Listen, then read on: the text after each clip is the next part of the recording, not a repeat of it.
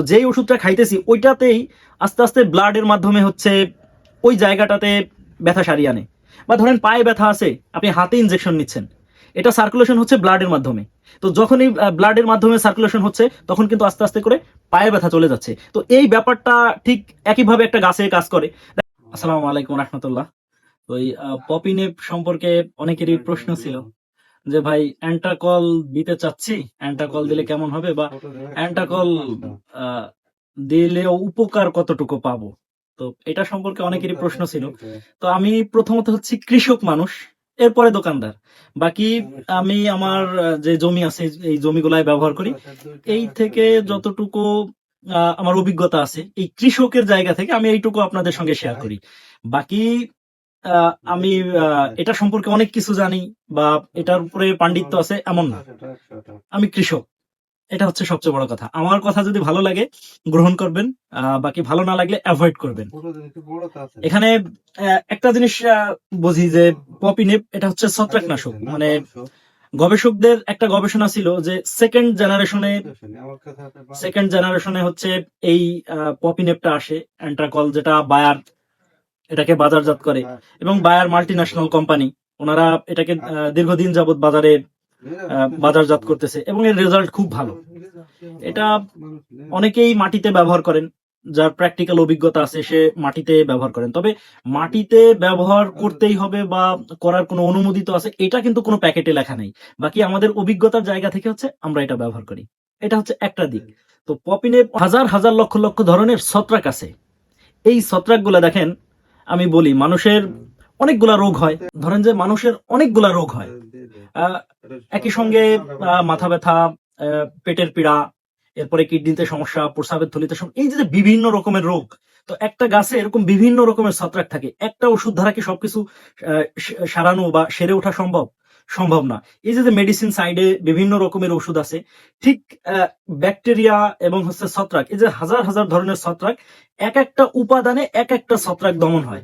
তো ওইখানে এটা আমরা খুব ভালোভাবে সাধারণ মস্তিষ্কে বুঝতে পারি যে পপিনেপ এটা একটা ছত্রাকনাশক, এই অ্যান্ট্রাকল হচ্ছে একটা ছত্রাকনাশক। এইটাতে ওই যে হাজার রকমের ছত্রাক আছে ওর মধ্যে থেকে একটা দুইটা এটাতে দমন হয়। বাকি এখানে যেই কথাটা সব থেকে ইম্পর্টেন্ট, একটা ওষুধে যদি সব ধরনের ছত্রাক বা সব ধরনের রোগ শেষ হয়ে যাইতো তাহলে বাংলাদেশ আমাদের চাষাবাদের পরাগায়ন হইতো না, বাকি ফুল ফসল খাদ্যের অভাব আসতো। তো এই যে বিজ্ঞানীরা গবেষণার মাধ্যমে আস্তে আস্তে ধীরে ধীরে এইটাতে এই ছত্রাক যায়, ওইটাতে ওই ছত্রাক যায়, বা এটা উপকারী ওইটা ক্ষতিকর, এই যে বিভিন্ন দিক নিয়ে আসে। এইটা একটু মেডিসিন সাইডে একটু চিন্তা করেন যে সাধারণভাবে দেখা যায় যে আমাদের হাতে ব্যথা হয় বা পায়ে ব্যথা হয়, এখানে আমাদের ওষুধ খাইতে হয়। তো যেই ওষুধটা খাইতেছি ওইটাতেই আস্তে আস্তে ব্লাডের মাধ্যমে হচ্ছে ওই জায়গাটাতে ব্যথা সারিয়ে আনে। বা ধরেন পায়ে ব্যথা আছে, আপনি হাতে ইনজেকশন নিচ্ছেন, এটা সার্কুলেশন হচ্ছে ব্লাডের মাধ্যমে। তো যখনই ব্লাডের মাধ্যমে সার্কুলেশন হচ্ছে তখন কিন্তু আস্তে আস্তে করে পায়ে ব্যথা চলে যাচ্ছে। তো এই ব্যাপারটা ঠিক একইভাবে একটা গাছে কাজ করে। দেখেন, আপনি যদি একটু বোঝেন বা মিলিয়ে নিতে পারেন যে গাছে শিকড়ে হচ্ছে ক্ষত আছে।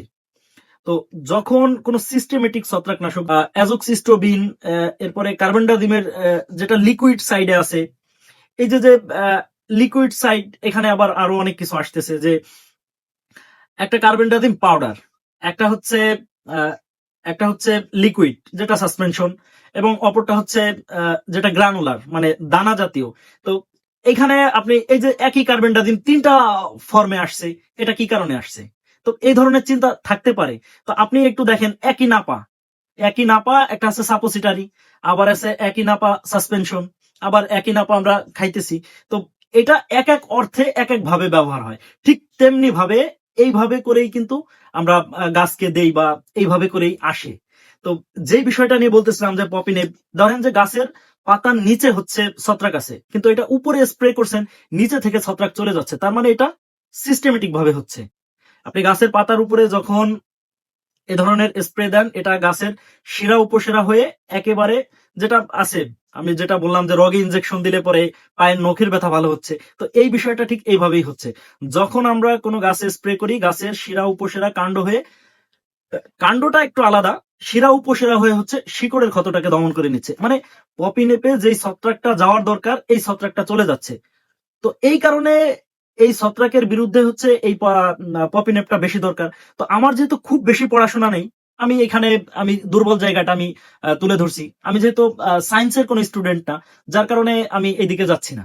তো আমার যতটুকু ধারণা আছে, বাকি ধারণাটুকু কতটুকু ধারণা এটা কৃষক থেকে অভিজ্ঞতা থেকে, মানে কৃষি কাজে থেকে আসছে, এইটুকু হচ্ছে ধারণা। তো যারা পপিনেপ সম্পর্কে জিজ্ঞাইতেছিলেন যে ভাই কতটুকু ব্যবহার করব, এটা লিটারে 2 গ্রাম করে ব্যবহার করবেন। এটা আপনি লোনার সাথে ব্যবহার করতে পারেন, বাকি অন্যান্য ছত্রাকনাশকের সঙ্গে ব্যবহার করতে পারেন, ডাজেন্ট ম্যাটার।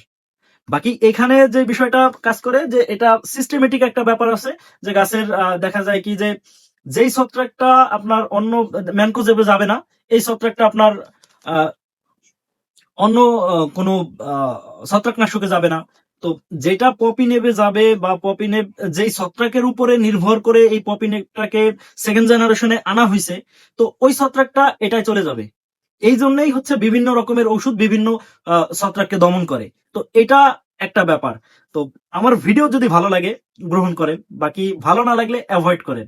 এবং আমি কৃষক মানুষ, আর সব থেকে ভালো যেই ব্যাপারটা, আপনি কোনো বিষয় যদি না বোঝেন, আমাদের যে উপজেলা কৃষি অফিসাররা আছে, আপনারা স্যারদের সঙ্গে আলাপ করবেন। স্যাররা এত ভালো করে বুঝাই দেন। আমি তো কোথাও ঠেকে গেলে আমি স্যারদের সঙ্গে, আমাদের যে উপজেলা কৃষি কর্মকর্তা যেটা এসওপিপি আছেন, সিরাজ স্যার, ওনার সঙ্গে খুব ভালো একটা সম্পর্ক, যার কারণে আমি 1 নিমিষে ফোন করে বলি যে এটা না এটা, উনি আমাকে খুব ভালো একটা সলিউশন দেয়। তো এই ধরনের কৃষক, আমাদের কৃষকদের জন্য উপজেলা কৃষি অফিস সব সময় খোলা থাকে। আমরা স্যারদের সঙ্গে গিয়ে কথা বলবো এবং জানতে চেষ্টা করব। তো আজকের ভিডিও এই পর্যন্তই। সকলে ভালো থাকবেন, সুস্থ থাকবেন। আল্লাহ হাফেজ।